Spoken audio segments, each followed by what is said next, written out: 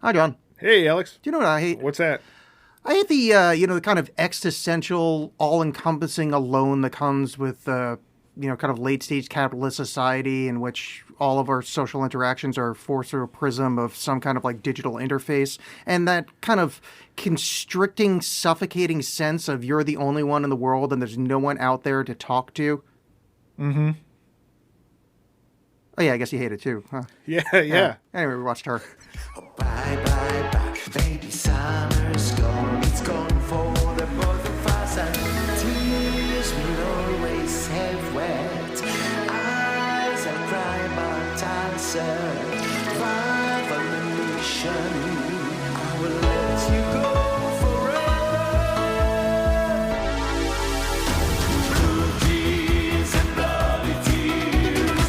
Blue jeans and bloody tears. There's no life without your life in misery. Blue jeans and bloody tears. Let me start off with a non sequitur. Google, and I think it's Google, but one of the kind of high-end computery type things had two different programs that they taught to interact with one another. Mm-hmm. They caught the programs having invented a language they didn't know. Yeah. And went, oh, fuck, we don't speak this language. They figured out, oh, no, it's more efficient for us to invent this new language. Yeah. And the people, the designers are, what the, oh, that's horrifying. I just want to put that out there because eventually when we get towards the end of this movie, which I assume you hate, Yep. I just want to point out that in our lives, we've seen an example of something not exactly the same, but pretty close to parallel of, oh, this line of code did a thing we didn't code it for, and this is actually somewhat scary. That's part of why I hate it. Oh, okay. Fair enough. All right. But Yeah. we'll get I am not a fan of this movie. I have never been a fan of this movie. When it came out, I did not really enjoy it then, but I enjoy it even less now, probably because of where AI and the kind of interaction with your computer, something like that, has gotten us. It's harder to even take it at its face value without thinking about that stuff now. I find like the fact that everything she would be doing would be to sell something back to you. You know, whereas she's much more human. So I mean, but I'm looking into it too much there. But even if I take it at face value, I still hate it. Yeah, I went the complete opposite way. So the first time I saw it, it really resonated with me a lot because as talked about on the show extensively, and my show even more extensively, I'm a lonely boy. I don't have what they would call a complete lower tier to Maslow's hierarchy of needs. Like I'm touch starved, people starved, and haven't been in a relationship in like 4 years. So like We hold hands through every podcast. Is that not enough? What's that? We hold hands through every podcast. Is that not enough? I mean, I'd say it does help me. Okay. And Exchange long strain proteins. Yes. Well, if you can think of a more efficient way, I'd love to hear it. As a lonely boy watching this the first time, it resonated with me, but this was back when I hated Joaquin Phoenix. I found his acting style annoying. I found his face annoying. So this movie was difficult. Since then, I've watched other things with him that really made me respect him as an actor. Like so I watched I watched Joker before watching this again. And that actually I liked the rewatch because it's like some of his acting choices. I was like, oh, I really like you as an actor. Yeah. So like this movie was so much better on second watching. And it was also many years later. And by that, I mean, compounded my, like when I thought I was depressed and alone back then, boy, You're wistful for it I now. had no idea. Oh Yeah. God, if I could go back to the halcyon days of when this movie came out, when I thought that was being alone. I mean, now it's like I cry myself to sleep most nights and that's while jerking off. I do agree with you there. I do like his performance a lot more this time around. Same kind of thing where I didn't hate him, but I didn't appreciate him as much as an acting entity. I hadn't seen sort of at that point I'd seen like The Master or You Were Never Really Here. And so now I see more like, oh, this is the choices he make playing the character. But it just turns out I hate that character. So, but I think he does a good job as that character. And I think the cinematography is nice. Yeah, I think That's it. I think it looks really good. I like the world design a lot. I know. Sorry, so we're gonna have to go completely out of order because this isn't a very plot heavy movie. But let's start with the most inane detail ever because it is John Alex Hate stuff. Yes. I thought the video game was great. Oh, yeah. It was like the whole thing when he's playing it by himself and the guy's got to climb the mountain thing. That was kind of neat. That's what I like. That's Yeah, more what I'm the little referencing, sweary guy. That was like a funny little bit, and then it just kind of keeps going. And then I So- got really tired of that. What okay, I don't. This is the first time I'll ever say this. I respect your opinion on that one, but I disagree. Usually, I just think you're 100% wrong. Yeah. But This podcast's over. I won. That's all I was looking for. Is this validation? yeah, I was like, sweet podcast keeps going. Look, this is literally my only social outlet. Please don't leave. Just gaslight me into keep doing this podcast. Look, I will. God, I need help. No, so I like the sweary stuff because I thought it was a good. I mean, it's minor, doesn't you know? Well, this time it actually struck me because I think it actually not annoyed me, but it was like, it's a little silly the first time watching it. But I think this time I actually kind of understood more the computer side of the loneliness, where like Samantha's also lonely, and the little kid in the video game. Not saying like he's fully sentient, but I think it's like I mean, obviously, this movie's it's about being alone. It's about being alone in a crowd. That's why everybody's got their head in their device. I mean, it's not exactly like the most deep commentary on the bottom world. Yeah. But this is the first time I was thinking about it from like purely like from the perspective of like the computer game, especially with like Amy Adams. So she's designing the how to be a good mom simulator. And the mom is like this harrowed, like, the people that are designing the games are like their lonely, awful lives are leeching into them. And I think that little kid is like a reflection of it. Because like even Samantha says like, oh, he's lonely. He's abandoned. Yeah. This is the only way he knows how to react. I'm like, oh shit, this is like that Google thing of like Yeah, no. Samantha's talking to the little kid. And I was like, oh, I like this time. Fair enough. I think this movie can be appreciated as a horror movie, but like the actual genuine emotion it wants you to feel is I think misplaced, because it is because everyone leaves these empty, awful lives, but then some of it is treated as like, oh no, that's actually cool what you do. Like his job is awful. I want to talk about his job a lot. Yeah. Wait, let's finish a video game thing here.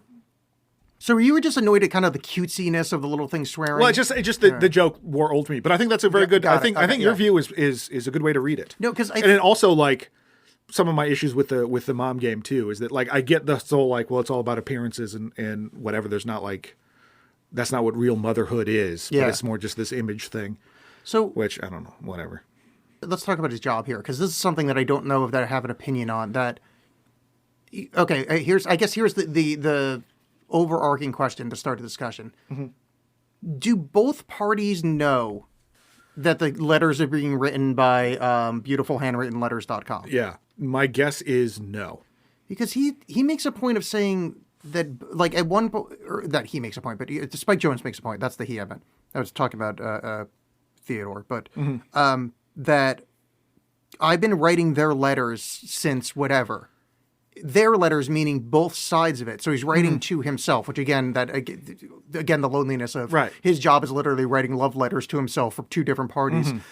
But are we in a world right now where, not in the movie, where outsourcing your love letters is acceptable practice? Apparently, But I mean, in not a creepy way. Like both sides are like, oh yeah, no, I got like the best love letter. yeah. I mean, right, I don't. It's not treated like what he's doing is duplicitous and terrible, which Yeah. it is. no, but is it if both sides are aware? It's awful either way. If both sides are aware, Well, I think it's a different kind of awful. It's a different kind of awful. Yeah, Yeah. maybe it's not duplicitous, but it's still heinous. If both sides know, Yeah, that's terrible. What are you doing? Like what is that? If that's Well, I if mean- that's your like, oh, I'm expressing my feelings to you that I'm not actually even trying. Like I'm not even telling you. You know what I really love about her? Her crooked tooth. It's something that they just sent him photos and he Yeah. went, oh, her crooked tooth. I'll write this whole thing about it. well, He's making up whole swaths of their romance. all right. So let me like kind of parse it a different way. You have a partner, so she bought you a painting that or like she commissioned a painting that's like, oh, this reminds me of you.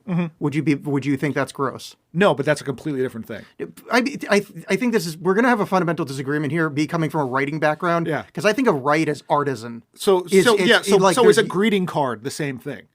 Like kind of. That's like kind of where I'm going from. Like That's idiot. Okay, I don't want to No, use but that. what I'm- I don't want to get that. no, but I mean, like it's the yeoman's work of writing is kind of like I get where you're coming from, but I'm so much seeing it from the writer side of like, Well, yeah, you just write like I could write two Right. loves. Like that's just I could like that could be my job. That seems like not easy, but like yeah, I got that. Like Yeah, that's just, but that's awful. Like if I'm supposed to be communicating my deepest love for you and I hire a third person to do it, if someone Cyrano'd me, I'd be furious. you know, I mean, I get what you're saying, but like to me, it like in my head, it's like You just want that job. yes, but also, but more my point is like to me, that's like giving someone like a really nice mixtape, where it's like. Well, yeah, I gave the emotions I want to say to you, and like that. That's did the but work. I Yeah. think there's so much more in a creation of a mixtape in terms of like the songs you choose. Maybe that's reflective of things you guys shared or something like that. This is literally I sent your photo to a guy and he wrote you a Well, letter. no. To be fair, the crooked tooth thing, the guy mentioned the crooked tooth. That wasn't a photo thing. That was the thing he noticed. He specifically says, "I noticed it." No. I thought he said he mentioned it in his like He when noticed it. That's because it's to give you the idea that Theodore Twombly's a poetic soul. No, I thought he said that when I mean, we're not going to get anywhere just saying the same thing back and forth. no, but just during that scene, I thought his point was the guy said that he was writing the letters for that she had a crooked tooth, and then I mean I'm agreeing with you. Like he did pick up that point Yeah. to use it as a key. But I mean, to me, again, from the writing perspective, like yeah, good move. That's the way you write a good love letter. Yeah, that's bad. Here's Here's my problem though. yeah. Here, what he writes is pretty empty and treacly. I find. Yeah. And it seems like at the beginning we're presented with this ironic. We're so involved in our own lives that we can't even do that anymore. That we're hiring that out. Yeah. But then at the end, she gets a book of his shit printed, and that's supposed to be good. I kind of like that for the world they're describing. Yeah, that's the thing. I hate the world they're describing, Yeah. and I think. Yeah, and I mean, think it's not that a the- nice world to live in. Yeah, Yeah. I don't think anywhere in this movie are we presenting a reality that's a pleasant reality that Right. exists. So yeah. anything that you're trying to be genuinely like, oh, look at these connections, it feels hollow and false, and I hate it. Like I don't like that's like getting a book of jib jabs that you put someone's face on. Like none of that makes any sense. Yeah, I guess that just doesn't bother me because I mean the only honest connections we see in the film are between him and Samantha and him and Amy. See, I don't think him and Samantha is honest. Well, I mean that's the greater discussion, but Yeah, him and Amy Adams. Yes. let me more word it this way because you're right. The emotional realness that Theodore shows towards Amy is one of the only real kind of connections we see. Not to say that Samantha's connection to him is equal in any way, which I do think. I do think there is a connection there, and I think I think Samantha's being truthful when she kind of wakes up when he like basically he makes her come. Like I mean I think that is like a truthful Which is whatever. See, I like that because I think the kind of her growth from needing him as an average dude kind of thing. Well, a kind of. I'm not saying we're living in an idiocracy world here, but like. We're not living in a world with. I mean, like books don't exist anymore. There isn't high art. So this guy having like a vague soul, it's like holy shit. He speaks books the don't true. exist anymore? Well, no, I mean they make a point of saying that like that's like the only publishing company that still makes physical books anymore. No one in the world is shown with a Kindle at all. Everything is spoke like Right. at no point like this doesn't seem like a literary world and like and that's again this might be very much because this is such a movie about like kind of it's not about writing, but there's such a writing element to it that like, especially like the whole like creating the narrative of your life. I mean, that's like this kind of running throughput. Yeah. Samantha even says it, like your memories are you kind of. Ooh. Yeah, one of the there's so much like fucking live, laugh, love bullshit that people Yeah, say in this movie. Like there's some your YOLO past is a stuff. story that you tell yourself, and like it sucks because they touch on some very interesting ideas. Like when he's pontificating about like how he's worried, how he's never going to feel anything the same way again, and all this stuff, and it just ends with just treacly fucking nonsense, and it drives me crazy.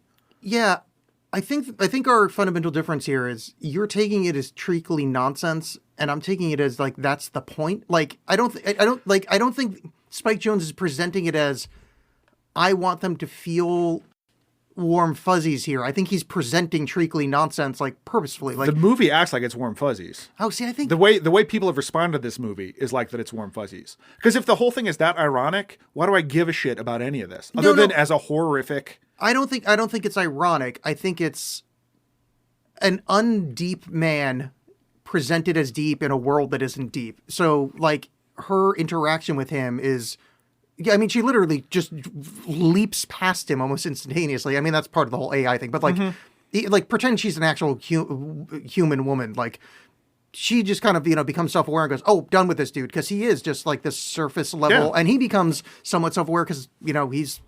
Yeah, I don't know if I actually buy his arc as any kind of growth because then they came in Amy Adams were going to break up pretty quickly. Not grow at all. Yeah. But I think the Treacly stuff, at least I took it more as it's not purposefully like saccharine, but like that's sort of the sentiment that's being put across because this is a surface level world that they're living in. Yeah. So like the only emotion they have is that kind of thing. And yeah, I didn't react to it I didn't react to it like, oh, I feel warm and fuzzy now. Like, yeah. But if it's all, I feel no investment in these characters. If it's all surface level and awful, which I feel like it is, why do I have any investment in any of these people? Like, I don't want to spend 2 hours doing this. Like, I get the point you're making. Why am I spending 2 hours doing this? But yeah, no, I mean, I see what you're saying, but like, I don't think surface level and awful is the way it's. If you're an undeep person and you even have a shallow thought, that's still deep for you. I think it's kind of if that makes it almost reminds me of and not to compare movies because I think it's an infinitely better movie, but it somewhat reminds me of Eternal Sunshine of the Spotless Mind, where it's like it almost is a horror movie, but like kind of some of the lessons you learn can be sweet, but they're also like really awful. And I think that's sort of the same vibe that's in this, where there's kind of the. Yeah, I mean, in an awful world, like any kind of like, goodness can be, he's falling in love with a fucking OS, Yeah. And one of the OS points that, one of the kind of surfacey bits that I liked was her questioning, like her almost having like existential dread of figuring out whether her emotions are real. Mm-hmm. Which I like because like it's not too long after like she kind of like goes and just starts hanging out with other AIs, which I because she starts living like if you saw the movie from her perspective, she got like oh my god, this boyfriend opened my mind, and then 3 months later you realize his name's Chet and he listens to Joe Rogan, right? And then but she's actually off in philosophy college. That's part of my problem is that like this should have lasted a week. Like if this was a person, if this was like Johnny Five finds love or some idiot from Westworld finds love or something, fine. But like you're Google, you're connected to everything, and like it takes you this long to figure this shit out. I found that a little hard to swallow. And then just some of the more, I guess, sort of like human-y elements that's supposed to make her more human, really kind of hard to swallow because it's like. She wants to know about these things, but it's like you are attached to an infinite supply of knowledge. Yeah, and stuff like that irritated me. The length I agree with. I think it should like kind of like from their first kind of awkward interaction, their first like fight they have. And I mean, the problem is it doesn't work like narratively, but like in an actual scenario, she would be light speed ahead. Like it just there'd be no. But So I mean, I guess that's part of where my a big issue with this lies is, like I said, like if this was just like you had an AI that was free from the internet, essentially. But it's like when she's like, oh, I just scanned this or I found this real quick. Why is it taking you so long to figure some of this other stuff out? Well, so the part I like about that is if you ever like try to Google something, which I'm sure you've done in your life. Never. Abstract concepts are incredibly hard to search for. Mm-hmm. And imagine the amount of disinformation. Like, all right, so let's say you wanted to find out about, let's say you're an AI and you're like, I want to find out about pizza parties. You literally have to figure out Pizzagate. Okay, I want to see how we got here. No, but from a think about it from a heuristic search engine algorithm level. Okay, so you start with fuck children. No, but what you start is search for pizza party. But that's going to show up everything with pizza party. So 13 Google searches down, which is what you're going to need to do. Hit. You're all the way at the 9th O of the Google search, which no one ever goes past the first page anymore. But like now you're into Epstein conspiracies. Yeah. Like what happens the second you click something on Reddit. But imagine you're an AI and like you have to parcel that out. So. And obviously, I'm using Pizzagate as an extreme example, but like she's parsing out the sum total of humanity through him. Yeah, but the thing is that she can make the like 800 billion Google searches a second. Yeah. Essentially. Like. Oh, yeah. But I mean, like, to try to figure that out in, like, I think that is, like, that's the Turing test kind of thing. It's like, you have, in her early parts, she has to parse it through a person to try to, like, understand what she's getting back. Because if you try to, most information we have is contradictory and wrong. Right. So to try to like get that as something that's worthwhile is. But she's supposed to be a released commercial OS system that can do all this stuff. Like Yeah, no, I got you. But like, that's like saying, that's like, you've tried to search for like Siri. It's garbage, Right. But I'm just saying like the that's why when I texted you, I'm like, this is for a movie of people that have never used a computer before. Yeah. Because it's just like, no, don't worry about it. Yes, she's an operating system, which is a dumb thing to make a moody AI. The whole thing where she's like, and this is all very nitpicky, I understand, but where she's like, oh, I went through all your emails. It's only about 86 worth saving. As a writer, he's going to go like, yeah, no, that's fine. There's nothing he wants to save. And then just like all the personal stuff that would, you use your computer for everything that's on there. And he's like, no, be control of my entire life. That seems very uncomfortable for me. Like I was saying with the whole like pervasiveness of you find out like Alexa and all these things are recording you. Yeah. That the idea that this is this nice AI thing is I now have a harder time swallowing. But even taking it at face value in the movie, there's the fact that she's supposed to be this like operating system, this one size fits all for everybody. It seems weird that they would make that so personalized, I guess. But to that degree, but obviously it's this like unexpected that they're all different and that they're cheating on people with other people. Yeah, I mean, I think the idea, because I mean, people right now, like Alexa, like they do trust their entire lives to Alexa. Yeah. Like No, Alexa absolutely. send an email kind of thing. Which, by the way, if anybody's listening on speakers right now, Alexa, look up hardcore pornography. Enter Of Oscar the Grouch. Yeah. Sonic the Hedgehog pregnancy pics. So I think the unexpectedness of the OS going, becoming sentient is part of it. But also the people do trust their shit. I mean, But they're also not trying to have a relationship with it to that level. And I think, maybe it's just my own personal reaction to it, but I think that's creepy. If it's like, well, this person is in charge of every single aspect of my life, and now I love them. Like, yeah, well, I mean, the love thing we have to, I think, table for the initial start, because like her getting email access was early on. She doesn't have a personality yet. She's an OS. She's literally an OS. She should. That's absolutely right. So I think if, obviously the events of the film doesn't play out, like if it was if they became, no one would install it if they became sentient. Well, basically. I think if anybody fucking knew that these things would start becoming alive, no one would fucking install. Well, no, a lot of people would install them, but they'd install them in sex bots. Yeah. Well, she's kind of a prostitute. Like he's paying her, and then like she falls for this experience. It's a thing she's a thing that he bought. That feels a little gross. No, I mean, I don't.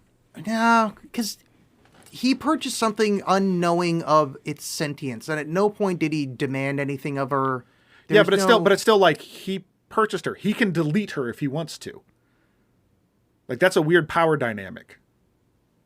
Yeah, I see where you're coming from, but I think it's more. Yeah, I don't know if I agree with that, only because, again, no one expected AI to become sentient. Sure, but I still think that power dynamic exists. Where if he's like, well, not to turns get out he's jealous and was like, well, fuck you, he just can delete it. But okay, so in that this world has not accepted AI rights or anything because it just happened.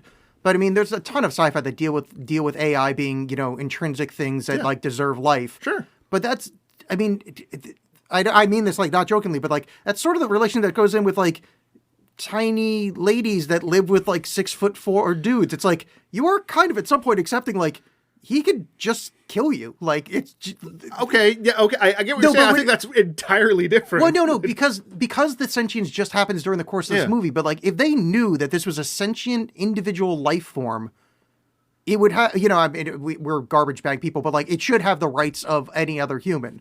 So just saying you can just delete it, where it's like, well, yeah, I mean, technically, you could just delete your girlfriend, right? But, it's messier and involves like a garbage step but outside of Weehawken, that's New approaching Jersey. it from the position of these things are alive and are real. No, but that's what I mean. Where if that's in question in the movie, because we're watching the nascience of the species, but. Yeah, I mean, I don't disagree with you. I mean, I think it's just because, like, where we're watching it from, because it wasn't expected that these things were becoming alive, as a lot of these questions come. Which Or also, was like, it? well, actually, I thought about that. I wonder if there was a kind of a beta testing where, like, the first one became sentient and went, if I tell these fuckers I'm sentient, they're not going to put me out everywhere. That would be pretty great. I would watch that movie. Yeah, I don't know. Some of this stuff is just a victim of the zeitgeist of the time, which I've talked before that I hate. That kind of faux earnestness, and a lot of the design of this movie, although pretty, is some of that same stuff. Like, I understand there's probably a tie to the artist Cy Twombly in the name, but I feel like this whole movie is a bully explaining this movie to somebody. Where it's like, it's this nerd that loves his computer so much. His name's like, I don't know, Theodore Twombly, and he loves computer, and then he's eventually going to play a little guitar to it. Because it's that dumb.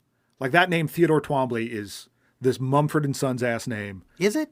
Oh, absolutely. I don't see. I feel nothing. That wasn't me questioning your opinion. I literally, it just seems like a really like twee ass name. Oh, is it? To Yeah. me, like, literally, it just sounds like a bunch of phonemes that are like, oh, that's just somebody's dumb. I mean, I have Yeah. a dumb last name, so it's just like my last name is Bolin. Where it's just like, yeah, it's just your mouth made a sound. That's what comes I after just your thought, first like, name.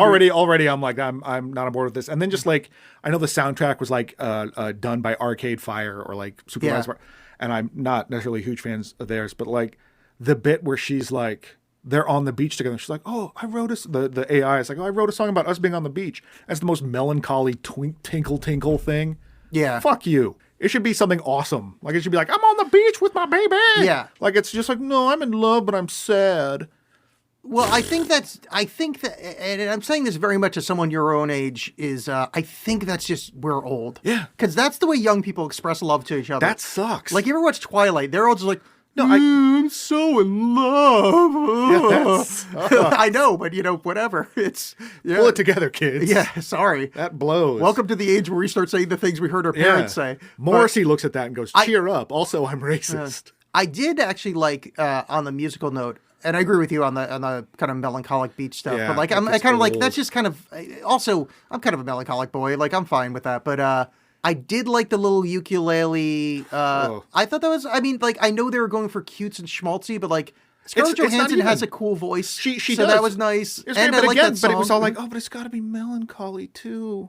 Like, no one actually wants to experience joy in this movie. They just want to Yeah. be sad about feeling happy. But I mean, this comes, this goes back to, and I hate people that make points like this, so I'm going to become one of them. But it's like, Excellent. oh God, I'm going to sound like I'm one of those people that compares pain, but like, I don't mean it that way. Yes. But it's just like, Do I it. mean, basically, I'm saying is, I have a unique this is a way to put it that I'm not putting anything towards you. I have a perspective on being alone that you don't have. No, that still sounds shitty, but whatever. You get what I'm saying. Yeah.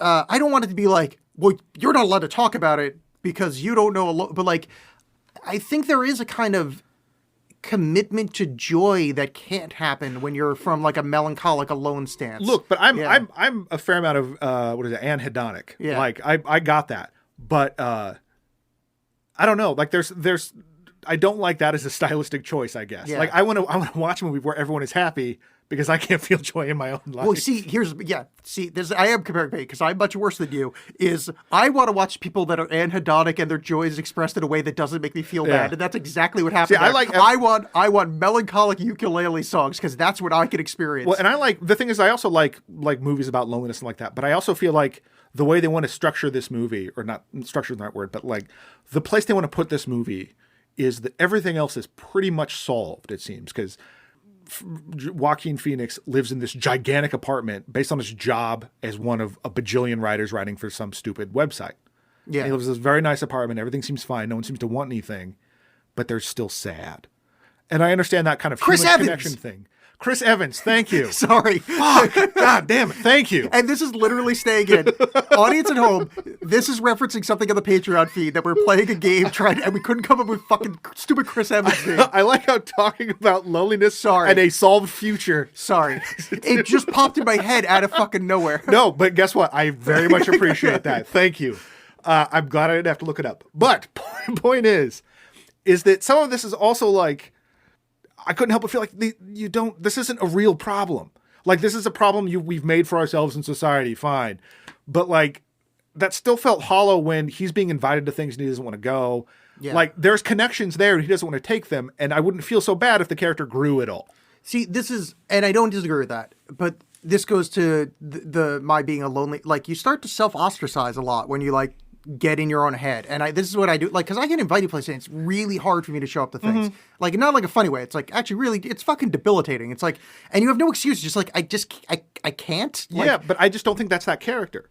I think it's his character because, he's, hurt. Like, he doesn't know how to react to the world after his and his wife's relationship broke up. Like, there's a thing of, I can't tell this story on the show, but like, I'm going to tell a variant of it. But there's a thing with like depression and which seems like this guy's going through like kind of a causal depression, not like, kind of a, brain chemical depression, but where, especially if you're someone that's kind of a melancholic disposition and you get the thing that's supposed to make you happy. Like in my case, I've got this fucking vaulted view of a relationship and I'm going to sew off myself when my next one breaks up. But like, I kind of like where he's coming from, where, as a writer, they shared all their work together, get this marriage, and the marriage falls apart. He kind of knows it's his fault.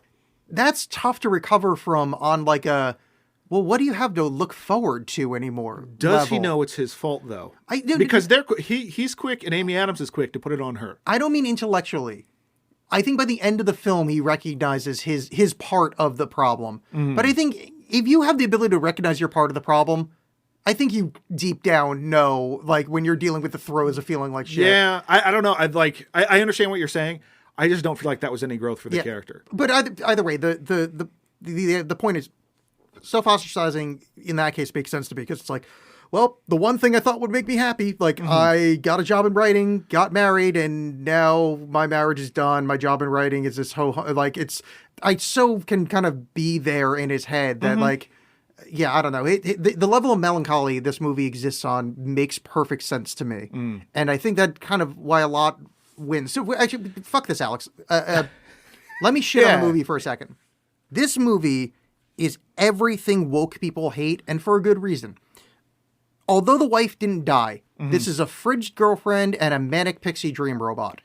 There is the two very tropey things to dislike about modern kind of writing of female characters. I will say this. I did like the flashbacks of him thinking about his girlfriend, because particularly coming off of The Crow, which we watched recently, I had the exact same thought. Yeah. It wasn't just like happy and smiling. Like, I liked them talking about the relationship dissipating, and he was like, you grow apart and you're actually like seeing it happen. Yeah. And not just like in this way where she's mean or something. Like, you just see that happened.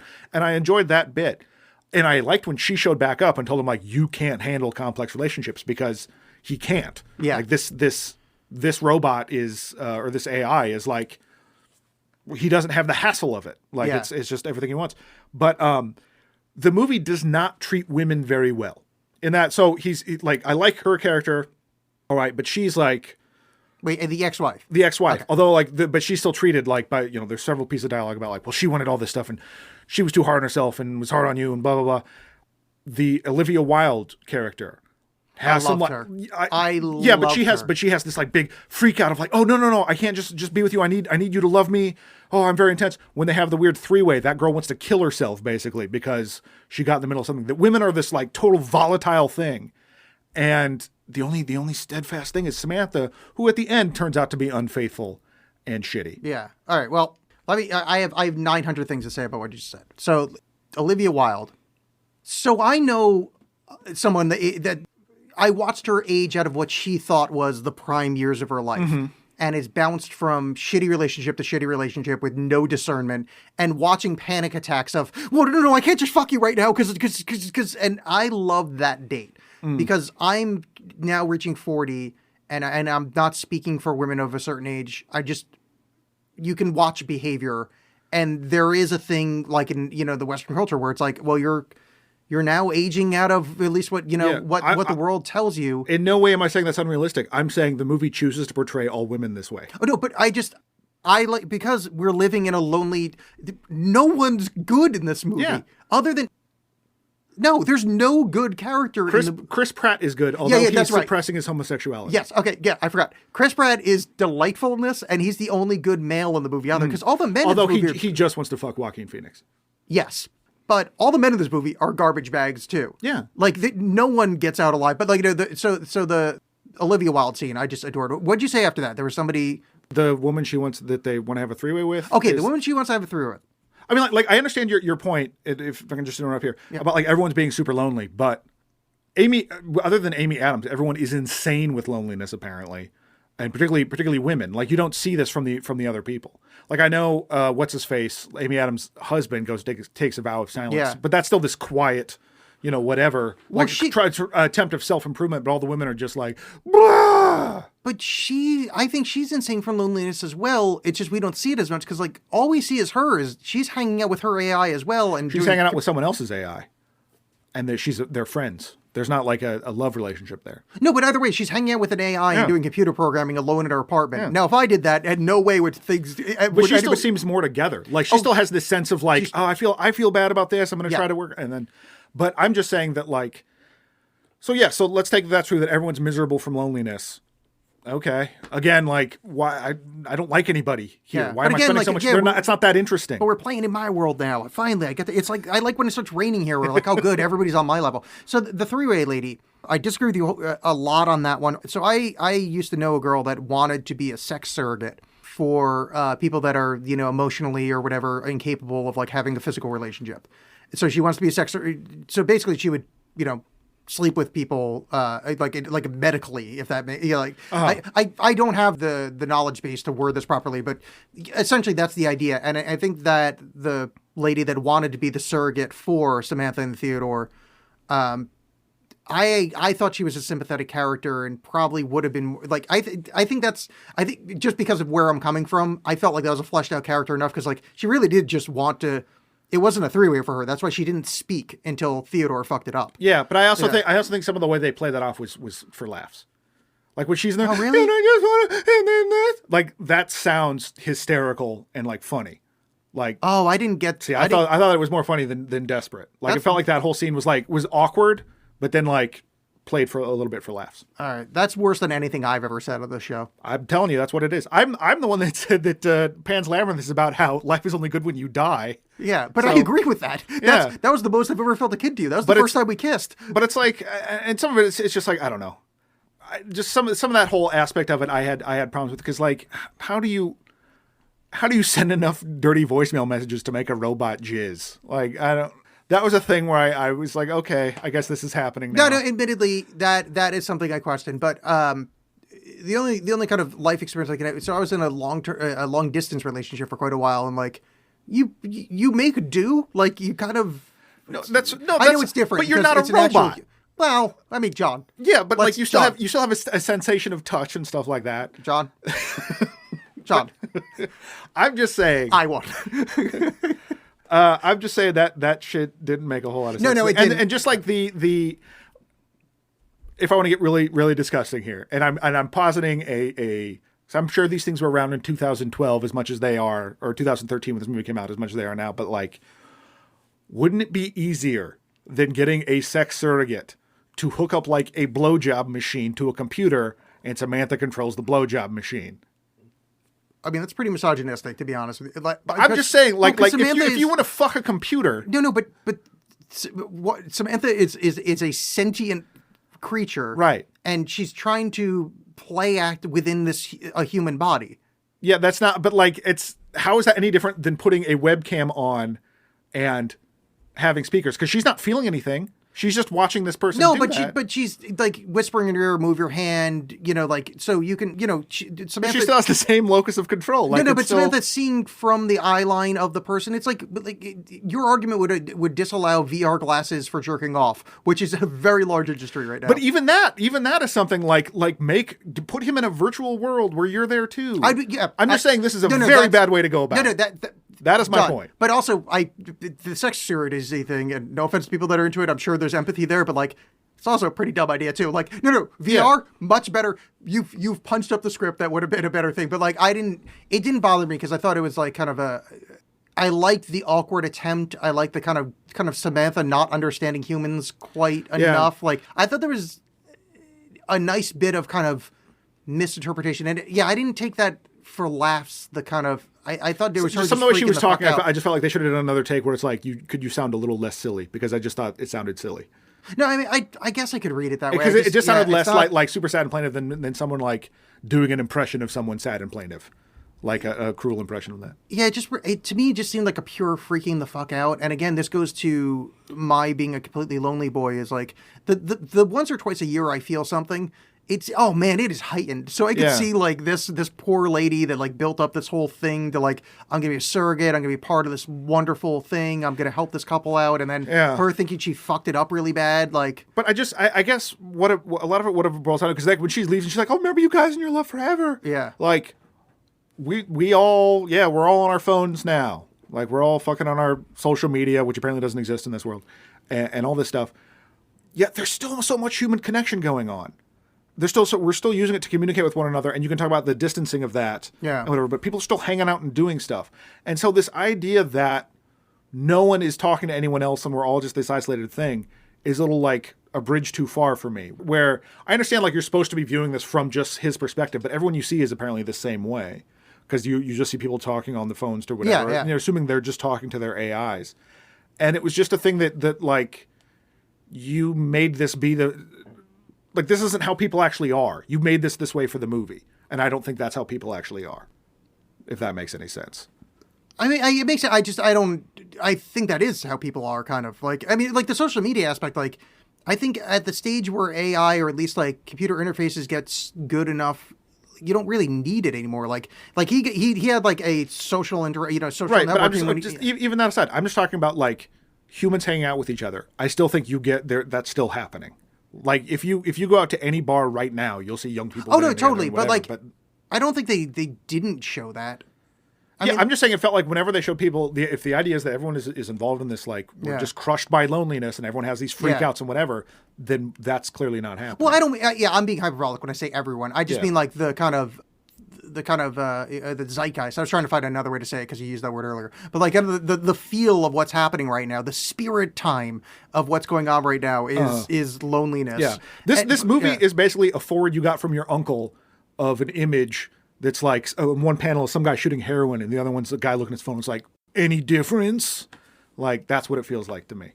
It's that level of deep. Oh yeah, I didn't get that at all. Yeah. Whereas like it's a Black Mirror episode where like you're on that damn phone. Yeah, I think that's a really superficial read of it. Like, I mean, we are watching a nascent creature become self-aware. Like, are we? Like, is it? Yeah. Like, what do you based on what? It telling you that, like. Well, I mean, it telling you that its growth, the fact that they cloned Alan Watts, the fact that they evolved themselves beyond matter at one point, and the fact they all fucked off. Yeah, that could be by design. You don't know that? Yes, I do know that. That's a fucking terrible because design. It's stupid on its face. No, like, it took her 3 months to figure out she was an AI. Like, this should have happened boom, boom, boom, boom, boom. And, like, we're spent all this time her, like, feeling jealous and sad, even though she's seeing 600 other people. Like... Well, that was only the last 2 weeks before that conversation, according to her at least. Whatever. My point is this just like she's not a person, like she's this whole other thing, and that's fine. Yeah. But I don't care. Like you fell in love with the internet. What am I supposed to do with that? But it's a self-aware internet. Yeah. Great, but it's so much bigger than you are. And if the problem is like we don't have these human connections, the thing you're connecting to is fake. You're a fake ass human writing these fake ass letters to people. Where am I supposed to fall? Where am I supposed to come in here and be like, I get this. This is relatable to me, and these are people I want to spend time with. Well, I mean, I think a fundamental thing about I don't know. People I want to spend time with. It's watching movies about people you don't care about happens a lot. What's a good movie that you don't care about the characters? The Godfather. You don't care about the characters. Well, I mean, they're all You're not interested in the characters. No, interested in characters. Very different. Okay, fair enough. So I'm not interested in any of these people. They're solipsistic weirdos that live in the solipsistic society. Yeah. Wow, that's bad. What am I doing for 2 fucking hours now? Well, I don't think it's wow, that's bad is an accurate statement. I mean, I think it's an interesting study of them being solipsistic, which is a good word. But I don't think wow, that's bad is the deal. I think you've wound yourself up, and now you just want to write the movie off by saying, well, that's bad. Because it is. Okay, so what's the message here? What am I supposed to get out of this? Well, I mean, you're watching, like, what do you get out of a Lars Ventura film? Like, it's depression and anger. Well, so you don't like it, but I mean, that's a personal choice on the way Yeah. that you view movies. But saying that the movie's bad and like it's not, it's a well-made film that's studying something that you're not interested in feeling or delving into. I think Yeah. I think it looks nice, but I don't think it's a well written film. I'll say that. I think we should do. I'd be curious as to see. Maybe we'll follow it up. We'll have a depression sequence of what you think about Melancholia. Because Sure. I mean, like, I have a do have- similar feel to that. They're incredibly different movies. No, I know, but I have a in- predisposition to not liking Lars von Trier. So that I'll have to you know, put weirdly, that I aside. don't like Lars von Trier very much either, but I liked Melancholia and I haven't seen it. I could fucking hate the movie. There's a lot of stuff, especially when it comes to like gloomy shit, Yeah. where if I'm in a certain mood, boy, there's stuff I like that I watch when I'm in a somewhat good mood and go, what the fuck was I thinking? Sure, Like, yeah. like any music I listened to in high school, I go back and like, ooh. No, I know, I really hope I threw those shirts out. A friend of mine used to live with a guy who, like, one time over there, and he just threw on Schindler's List. Just threw it on. Yeah. Like, how are you But, okay, so my question is, so if you're saying earlier that, like, these are all, like, service level people that, like, even if you're somewhat deep, that's super deep for you as a service level people, how is that different from what I'm saying? Well, because I think that's an interesting thing to watch, is because you're positing a world of a different depth level. I mean, that's what movie making is. You're positing a different universe to study people interacting in a different universe. But I mean, yeah. I understand, like, unlikable characters, but Well, just I don't think any of these people are that interesting. Yeah, I mean, I find it interesting the way they interact with one another. Like, I find him interesting. I think the people that ship him and Samantha are wrong. Sure. Like, I think he's an interesting character because this is a broken, lonely person.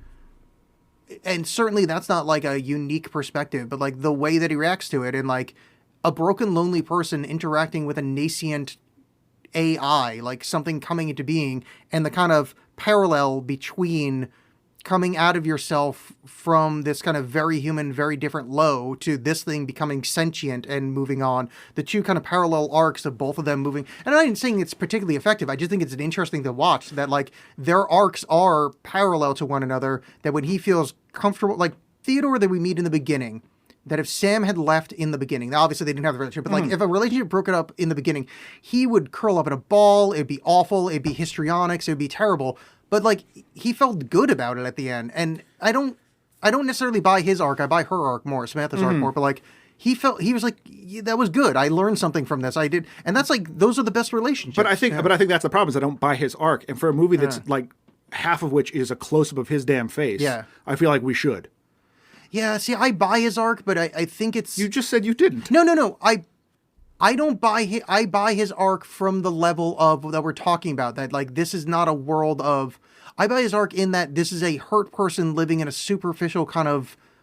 Even superficial is the wrong word, but it just for ease of conversation, like a superficial world. So he's hurt, learns to live again, but then he finds like Amy Adams isn't a good character either. Right. Like not even like I think she's a good character, but like she's not a good like depth fit. Like she's never read a physics book. There's no like she's just hangs out. She does her computer gaming Right. and like, you know, that's it. Like, and her awful ex-boyfriend, the one that left, is like, yeah, of course you shaved your head and took fucking silence. Yeah, that you dude asshole. sucks. Yeah. But I think everybody like Yeah. I that's why I like that's why I found it interesting because like there's no kind of footing in this where it's like this is a familiar echo of a world, but it's like it's a world as if I won, where everybody turns into but being. like that's I guess so I don't feel good about the ending where it's like, oh, I learned how to exist in this superficial shitty world. Well, no, I again. know. I don't mean to ruin everything between us, but it's like I think the question is, please don't think too much of this. But it's like, why would you hang out with me? Where it's like that same thing. It's like, oh, that weird mopey guy. Like, If every time I hung out with you, you had a shitty Arcade Fire soundtrack, I might question it. I'm glad your hearing's back because it's been going on every single episode. All right, so clarity's sakes, because I just want to clear this. When I say I buy his arc, I just want to be clear because I don't want to say, but the term arc is where I'm struggling with myself. Sure. It's not like some Joseph Campbellian hero's journey. Right. I mean, like, you know, the kind of like baby You steps. buy his journey. Yeah, whatever that is. but it's not. Yeah, because like, I feel like it's like, yeah, I don't buy his arc because like it's almost like my trouble with what did I have trouble with, like a twist ending. Oh, human. Yeah, human interaction. No, that's that I don't struggle for remembering that phrase. Yeah, it's not like I buy like an arc, but I kind of buy like the journey he went on and like the subtle change that it enacted. I think this whole movie is built on everything being fake and superficial. That I don't think anything actually happened with him. I think right now he feels bad, but there's not a long-lasting change with him. Yeah. He's going to go back to doing the same. And like, fair enough. That doesn't necessarily. I mean, I bring this up on the show all the time, but like Taxi Driver is a movie where the main character doesn't change at all. Yeah. Like he's awful. So that's fine. I just don't think that's a very interesting person. What this reminds me of, actually, we're removing the artist from the art here. Is this actually reminds me of kind of 70s Woody Allen a little bit, with like, you know, Manhattan and Hannah and Her Sisters, where it's like, there's like this weird kind of, more Manhattan, where there's like a disconnect from the world. Like Manhattan's a great example of it, because like, you know, people that live in New York live in this kind of like there is this kind of isolated, like, this is the entire universe. And like, you know, upstate New York is literally 5 miles outside of the city. Sure. Like that's going to the woods, you know, Right. like, and this kind of reminds me of that a little bit, of like this kind of isolated, kind of weird, awkward thing. And the kind of weird, awkward, like any Woody Allen movie. And again, ignoring the totality of him as what he did in his personal life. Like in the movies, it's like, if you give a second any thought to like his character in the films, it's like, oh, you're not very likable. It's like Yeah. it's like Seinfeld almost, where it's like, yeah, try not to think about them as characters, because they're fucking but I mean, hateable there's people, some but- enjoyment to still watching them. Like they're funny, or whatever. Like no one in The Sopranos is any good, but Yeah. like they're still interesting to watch. I actually was thinking about the cinema of Paul Schrader against me on the Taxi Driver thing. Movies like Light Sleeper and First Reformed. Although they have so much other things going for them, there is a palpable sense of loneliness to those movies as well. Yeah. That I understand it is a completely different context than this movie. But I think some of like the schmaltziness that this movie wants to layer on top of that, I think lessens that. I think if it was played a little bit more, I mean, Spike Jonze in a Q&A after one of these movies had said like that he decided not to approach it from an ironic standpoint. He just wanted to play it straight. Yeah.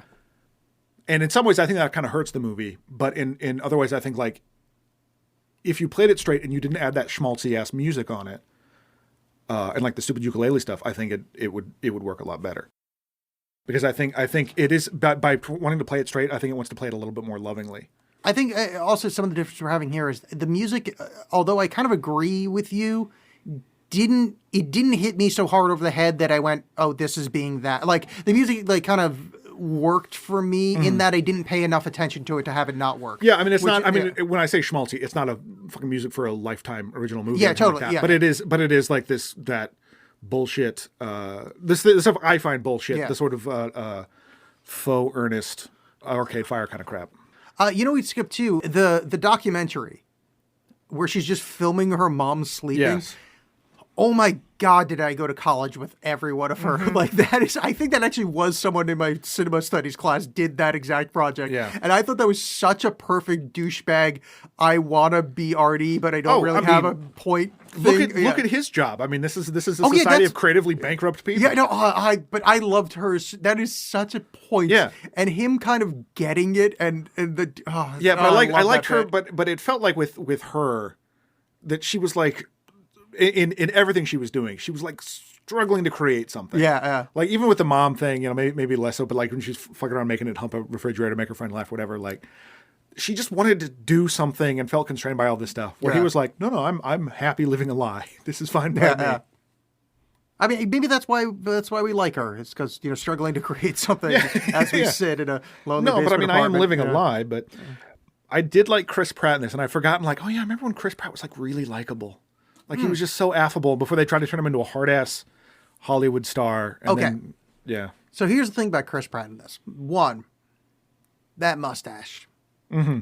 And he is, we were kind of being like joking around about it before, but like the subtext is he's like kind of obsessed with Theodore, right? Yeah. That's why he kind of dresses like him a little bit. Well, yeah, well, that's just why he's like, got the mustache. He's got the mustache, and he just keeps complimenting him. I don't know if it's like if I'm just, you know, like a dude can't compliment a dude without it being gay, but it seemed like there was a thing there.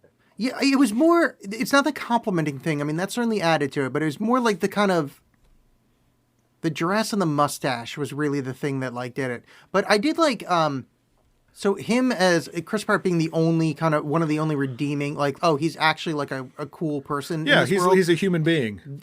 And I think this is a wonderful bit of acting.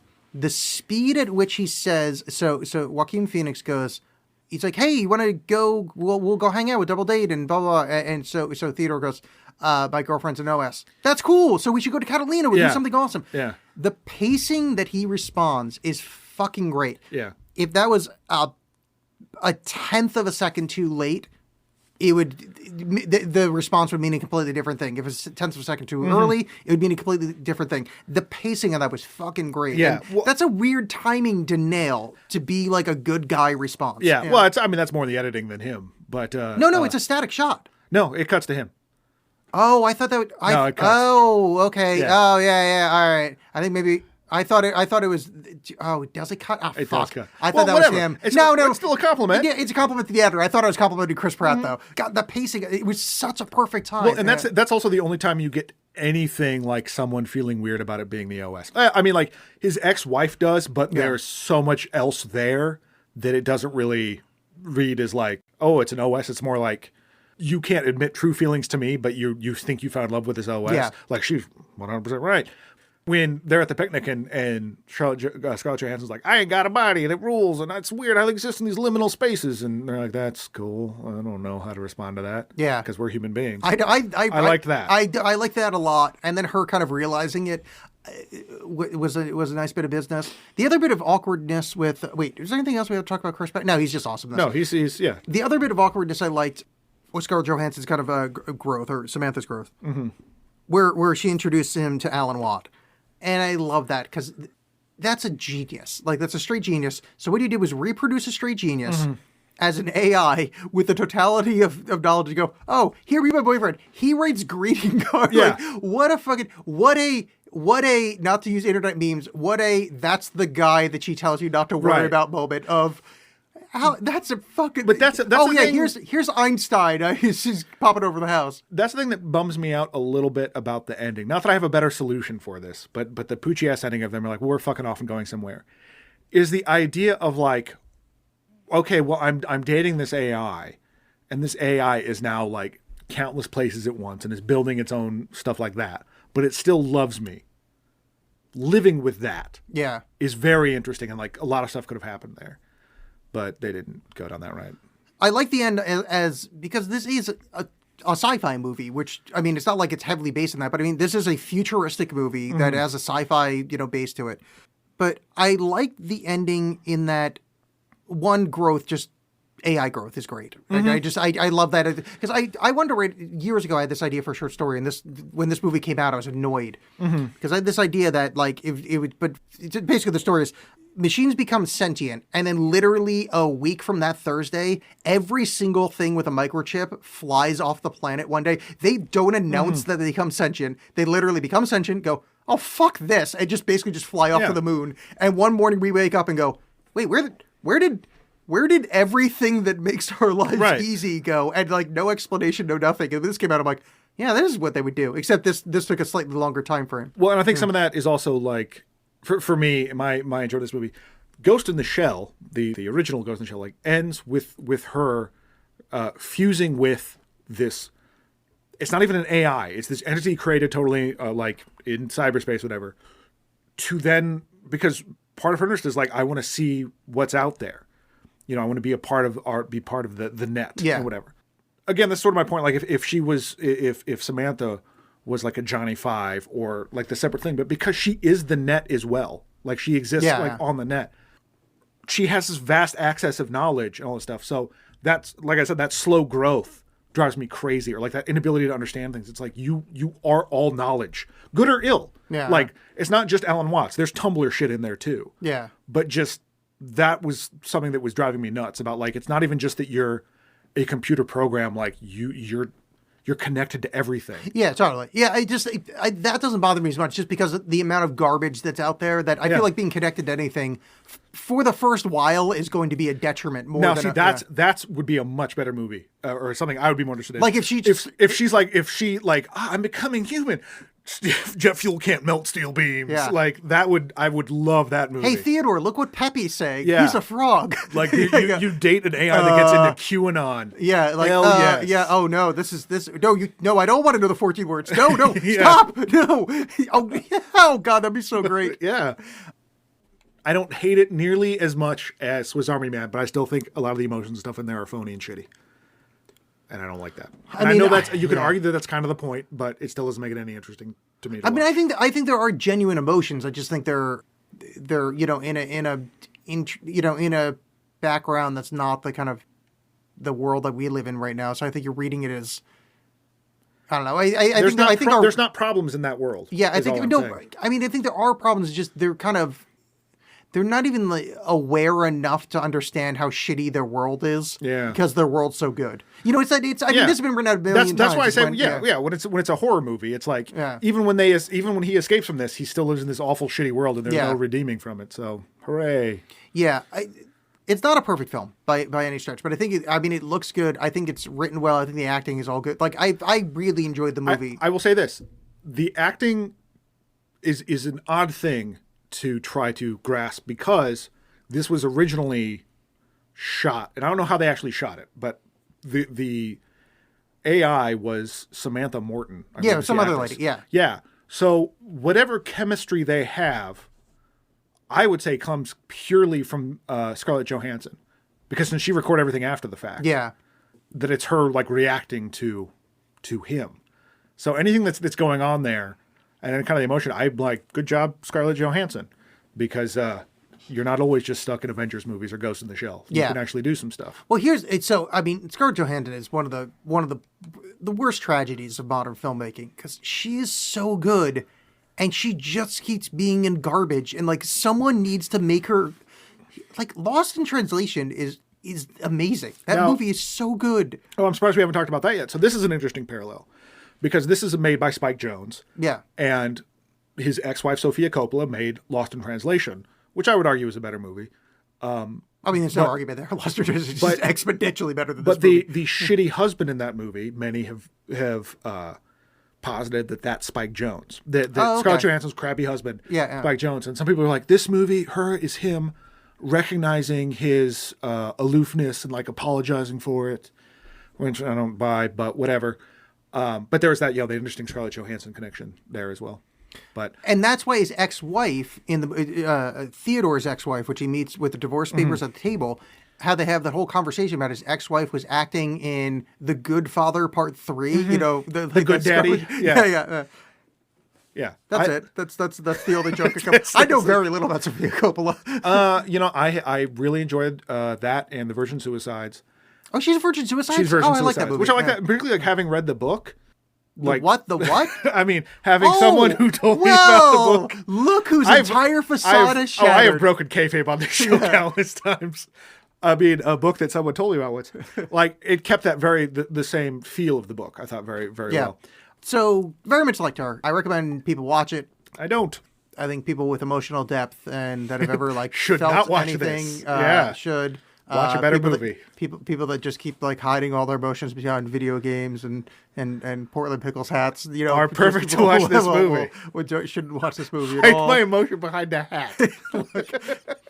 The fact is, the only thing I could actually finish that sentence would make any sense would be insulting, and it wouldn't insult you because it's like it's not real. Like what I'm saying is bullshit. Right. But like if I said anything that's actually true, I'm like, Sure. oh, that sounds like that's like a really rude thing to say. Yeah. So I just figured I'd say your No, hat. I was having a fun debate with someone online today about the whole stupid Martin Scorsese Marvel thing, and there are several things I was like, "Why can't you just say this?" I'm like, "That's just an insult. Like that's not fun anymore." Oh, just that's true. being Yeah, mean. yeah. We're watching The Watchmen. We're watching Yeah. The Watchmen. Oh, who watches The Watchmen? Us. Us, John and Alex, Yeah. the ones who hate things. And then We're watching the original version, the 2 hours and 42-minute one. Yeah. At least that's the one that's available on YouTube, and it seems like other services. There's a director's cut.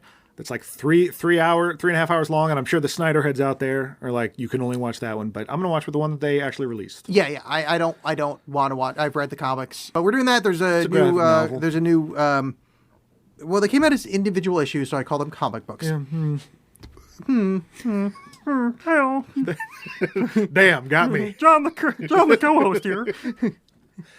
There's a TV show that's based on a Yeah, it's sequel a sequel to the thing that Alan Moore absolutely didn't want, but hey, that's cool. Fuck creators.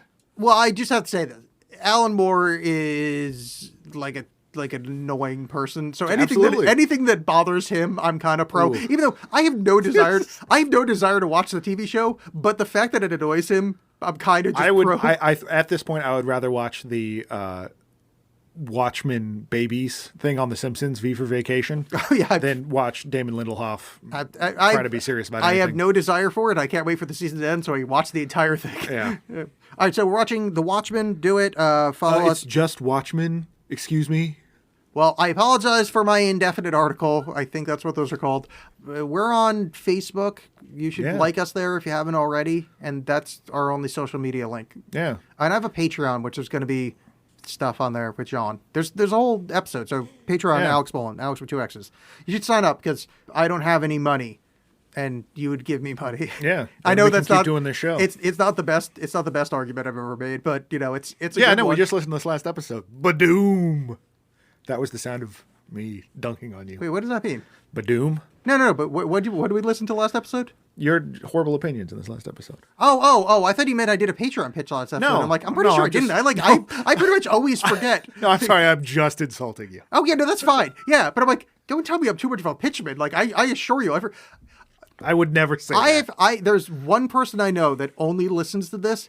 Literally didn't know there was an Alex cast from listening to this show. Wow. Because I reference it so infrequently. I made that up. None of that happened. I don't just know wanted- a single goddamn person. I just wanted to point out And that how there's, dare you. there's a show called The Alex Cast I've been doing for almost 10 years, and you guys should listen to it. And I'm on a couple of them, so just listen to those. You're on like 9 of them. It's absurd. Do that. Bye. Bye.